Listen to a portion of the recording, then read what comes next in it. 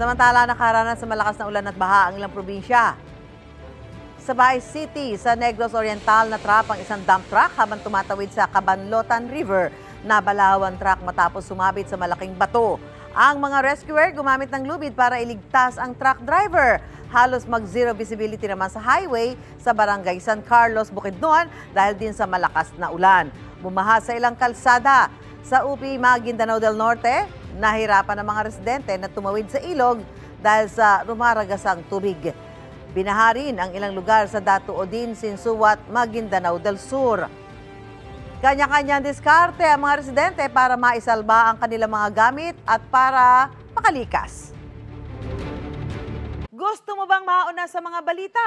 Mag-subscribe na sa GMA Integrated News sa YouTube at tumutok sa unang balita.